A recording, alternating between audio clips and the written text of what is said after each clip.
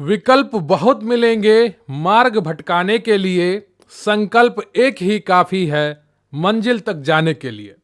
नमस्कार, जय हिंद दोस्तों, स्वागत है आपका quick revision classes YouTube channel पर। आज आपका हिस्ट्री का मॉक टेस्ट नंबर 3 है, जिसमें आप विभिन्न एमसीक्यू करते हैं। एसएससी जीडी वाले हों या एसएससी सीजीएल वाले हों या अन्य किसी परीक्षा के वे अभ्यर्थी जिनके सिलेबस में जीएस है, इतिहास है, उनके लिए ये क्लासेस बहुत ही महत्वपूर्ण है, क्योंकि यहाँ से वो प्रश्न आप लेकर जाएंगे जो आपकी परीक्षा में आने की बहुत संभावना रखते हैं। तो चलिए बिना वक्त गवाए शुरू करते हैं आज का मॉक टेस्ट।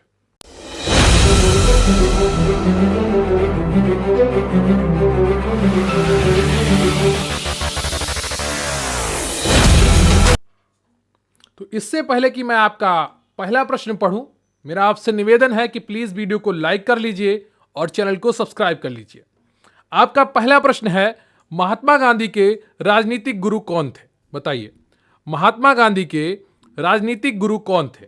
ऑप्शन ए है आपका मदन मोहन मालवीय, बी है बाल गंगाधर तिलक, सी है लाला लाजपत राय और डी है आपका गोपाल कृष्ण गोखले। तो बताइए इनमें से कौन सा ऑप्शन आपका सही हो जाएगा? महात्मा गांधी के राजनीतिक गुरु कौन थे? तो पहले का कौन सा ऑप्शन आपका सही हो जाएगा? पहले का डी ऑप्शन आपका सही है, गोपाल कृष्ण गोखले। क्लियर है आपको?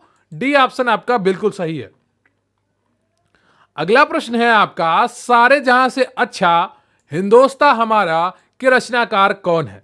ऑप्शन ए है आपका रविन्द्रनाथ टैगोर, बी है इकबाल, सी है रहमत अली और डी है आपका भगत सिंह। तो सारे जहां से अच्छा हिंदोस्तां हमारा के रचनाकार कौन से हैं? बताइए इनमें से कौन सा ऑप्शन आपका सही हो जाएगा।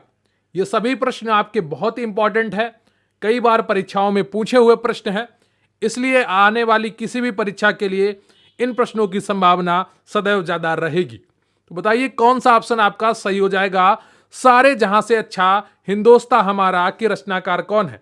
तो दूसरे का बी ऑप्शन आपका बिल्कुल सही है, इकबाल ने इसको लिखा था। क्लियर है आपको? बी ऑप्शन बिल्कुल सही है, रविन्द्रनाथ टैगोर ने हमारा राष्ट्रगान लिखा है। क्लियर आपको? अब आपको कमेंट करके बताना है कि वंदे मातरम जो राष्ट्रगीत है उसके रचनाकार कौन है, उसे किसने लिखा है, कमेंट करके जरूर बताइएगा। आज का आपका यही प्रश्न है। क्लियर है आपको? और प्लीज वीडियो को लाइक कर लीजिए, चैनल को सब्सक्राइब कर लीजिए। आपको सभी वीडियो टाइम से मिलेंगे और बिल्कुल मुफ्त में मिलेंगे। अगला प्रश्न है आपका, गांधी जी ने किस कानून को काला कानून कहा था? बताइए, गांधी जी के अनुसार अंग्रेजों द्वारा लाया गया कौन सा कानून काला कानून था?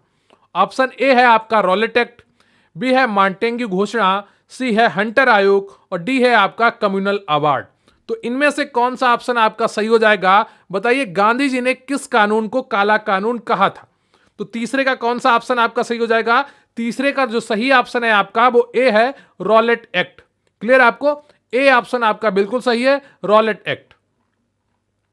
अगला प्रश्न है आपका, जलियांवाला बाग के नरसंहार के समय भारत का वायसराय कौन था? बताइए, जलियांवाला बाग के नरसंहार के समय भारत का वायसराय कौन था? ऑप्शन ए है आपका लॉर्ड कैनिंग, बी है लॉर्ड रिपन, सी है लॉर्ड कर्जन और डी है आपका लॉर्ड चैम्सफोर्ड। तो बताइए इनमें से कौन सा ऑप्शन आपका सही है? जलियांवाला बाग के नरसंहार के समय भारत का वायसराय कौन था? तो एबीसीडी में कौन सा ऑप्शन आपका सही हो जाएगा? चौथे का। तो चौथे का जो सही ऑप्शन है आपका वो डी है, लॉर्ड चैम्सफोर्ड था। क्लियर है आपको? डी ऑप्शन आपका बिल्कुल सही है। अगला प्रश्न है आपका, चरक संहिता नामक पुस्तक किस विषय से संबंधित है? बताइए, चरक संहिता नामक पुस्तक किस विषय से संबंधित है? ऑप्शन ए है आपका अर्थशास्त्र, बी है राजनीति, सी है चिकित्सा और डी है आपका धर्म। तो बताइए एबीसीडी में कौन सा ऑप्शन आपका सही है? चरक संहिता नामक पुस्तक किस विषय से संबंधित है? तो पांचवें का कौन सा ऑप्शन आपका सही हो जाएगा? पांचवें का सी ऑप्शन आपका बिल्कुल सही है, चिकित्सा से। क्लियर है आपको? तो चरक संहिता किससे संबंधित है? चिकित्सा से है। क्लियर है आपको? अगला प्रश्न है आपका, सबसे प्राचीन वेद कौन सा है? सबसे आसान और सबसे महत्वपूर्ण प्रश्न है, कई बार परीक्षाओं में पूछा जा चुका है। तो बताइए सबसे प्राचीन वेद कौन सा है? वो ऋग्वेद है या यजुर्वेद है या सामवेद है या अथर्ववेद है? बताइए एबीसीडी में कौन सा ऑप्शन आपका सही है? तो छठे का जो सही ऑप्शन है आपका वो ए है। जो सबसे पुराना वेद है वो ऋग्वेद है। क्लियर है आपको? अगला प्रश्न है आपका, सांची का स्तूप किसने बनवाया था? बताइए, सांची का स्तूप किसने बनवाया था? ए अशोक ने, बी गौतम बुद्ध ने, सी चंद्रगुप्त ने, डी खरगोन ने। तो बताइए एबीसीडी में कौन सा ऑप्शन आपका सही हो जाएगा? सांची का स्तूप किसने बनवाया था? बताइए। जितने भी स्तूप हैं ये सभी महत्वपूर्ण होते हैं क्योंकि कई बार परीक्षाओं में सभी स्तूप पूछे जा चुके हैं। तो बताइए जो सांची का स्तूप है ये किसने बनवाया था? ये मोस्ट इंपॉर्टेंट है क्योंकि यहां से कई बार परीक्षाओं में प्रश्न आया है। तो सातवें का कौन सा ऑप्शन आपका सही हो जाएगा? ए ऑप्शन आपका बिल्कुल सही है, अशोक ने बनवाया था। क्लियर आपको? अशोक ने बनवाया था। अगला प्रश्न है आपका, चंद्रगुप्त मौर्य ने सेल्यूकस को कब पराजित किया? बताइए, चंद्रगुप्त मौर्य ने सेल्यूकस को कब पराजित किया? ऑप्शन ए है आपका 352 ईसा पूर्व में, ऑप्शन बी है 305 ईसा पूर्व में, सी है 173 ईसा पूर्व में और डी है आपका 261 ईसा पूर्व में। तो बताइए कौन सा ऑप्शन आपका सही हो जाएगा? चंद्रगुप्त मौर्य ने सेल्यूकस को कब पराजित किया? तो आठवें का कौन सा ऑप्शन आपका सही है? बी ऑप्शन बिल्कुल सही है, 305 ईसा पूर्व में पराजित किया था। किसने? चंद्रगुप्त मौर्य ने सेल्यूकस को। क्लियर है आपको? अगला प्रश्न है आपका, भीमबेटका किसके लिए प्रसिद्ध है? बताइए, भीमबेटका किसके लिए प्रसिद्ध है?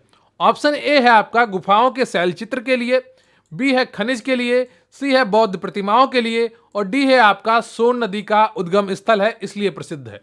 तो बताइए भीमबेटका किसके लिए प्रसिद्ध है? गुफाओं के शैल चित्र के लिए, खनिज के लिए, बौद्ध प्रतिमाओं के लिए या सोन नदी के उद्गम स्थल के लिए? तो 9 का कौन सा ऑप्शन आपका सही हो जाएगा? 9 का ए ऑप्शन आपका बिल्कुल सही है, गुफाओं के शैल चित्र के लिए। क्लियर आपको? ए ऑप्शन आपका बिल्कुल सही है। अगला प्रश्न है आपका 10वां, इतिहास के पिता द फादर ऑफ हिस्ट्री की पदवी सही अर्थों में निम्न में किससे संबंधित है? बताइए, इतिहास के पिता यानी कि द फादर ऑफ हिस्ट्री किसे माना जाता है या किसे कहा जाता है या किसे यह पदवी दी जाती है?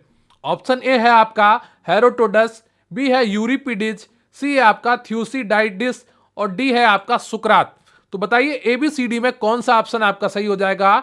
इतिहास का पिता यानी कि द फादर ऑफ हिस्ट्री किसे कहा जाता है? तो 10वें का जो सही ऑप्शन है आपका वो ए है, हेरोडोटस को कहा जाता है। क्लियर आपको? ए ऑप्शन आपका बिल्कुल सही है 10वें का। अगला प्रश्न है आपका, निम्नलिखित अंग्रेजों में से कौन था जिसने सर्वप्रथम भगवत गीता का अंग्रेजी में अनुवाद किया था? बताइए, निम्नलिखित अंग्रेजों में से कौन था जिसने सर्वप्रथम भगवत गीता का अंग्रेजी में अनुवाद किया था?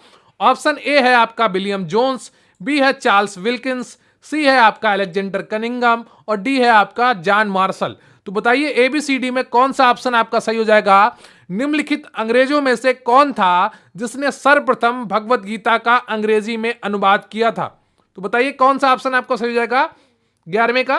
तो 11वें का बी ऑप्शन आपका बिल्कुल सही है। चार्ल्स विल्किंस ने क्या किया था? सर्वप्रथम भगवत गीता का अंग्रेजी में अनुवाद किया था। क्लियर आपको? तो बी ऑप्शन आपका बिल्कुल सही है। क्लियर है आपको? प्लीज वीडियो को लाइक कर लीजिएगा और चैनल को सब्सक्राइब कर लीजिएगा और अपने आप को बिल्कुल सकारात्मक चीजों से जोड़ कर रखें। आपका एग्जाम जनवरी में होगा, दिसंबर में होगा, ठीक है? सीजीएल वालों का दिसंबर में होगा और जीडी वालों का जनवरी में होगा। तो अपने एग्जाम पर पूरा फोकस बनाकर रखें। आपके पास ज्यादा समय नहीं है तो कम से कम समय बर्बाद करें और ज्यादा से ज्यादा समय का सदुपयोग करें। लाइव क्लासेस में बैठकर अपना समय जाया ना करें।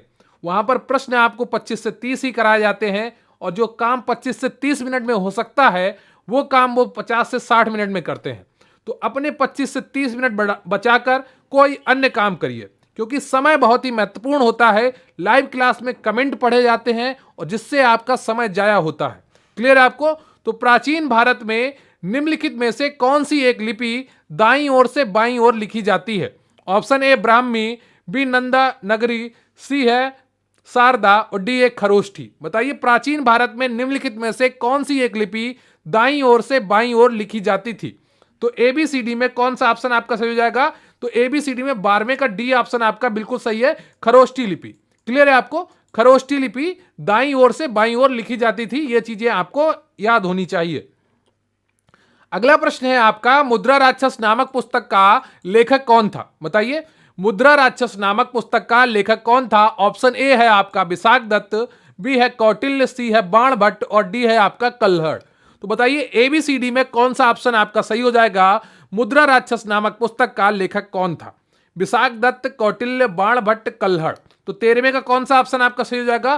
13वें का ए ऑप्शन आपका बिल्कुल सही है। विशाख दत्त ने मुद्रा राक्षस नामक पुस्तक लिखी है। क्लियर है आपको? प्लीज वीडियो को लाइक कर लीजिएगा और चैनल को सब्सक्राइब कर लीजिएगा। आपका अगला प्रश्न है, यात्री इब्न बतूता कहां से आया था? बताइए। ये सभी प्रश्न बहुत ही महत्वपूर्ण है। हर एक प्रश्न सैकड़ों बार परीक्षाओं में पूछा गया है। क्लियर है आपको? तो हर एक प्रश्न को आपको बहुत ही बारीकी से ध्यान देकर पढ़ना है और एक एक प्रश्न को समझना है। जो भी प्रश्न आपको ना आ रहा हो उसे आप या तो नोट कर लीजिए या उसे 2-3 बार बोल लीजिए ताकि आपके दिमाग में वो चीज बैठ जाए। तो अगला प्रश्न है आपका, यात्री इब्न बतूता कहां से आया था? ऑप्शन ए है आपका मोरक्को, बी है फारस, सी है तुर्की, डी है आपका मध्य एशिया। तो एबीसीडी में कौन सा ऑप्शन आपका सही हो जाएगा? यात्री इब्न बतूता कहां से आया था? तो 14वें का कौन सा ऑप्शन आपका सही है? 14वें का ए ऑप्शन आपका बिल्कुल सही है, मोरक्को से आया था। क्लियर है आपको? कहां से आया था? मोरक्को से आया था। तो ए ऑप्शन आपका बिल्कुल सही हो जाता है।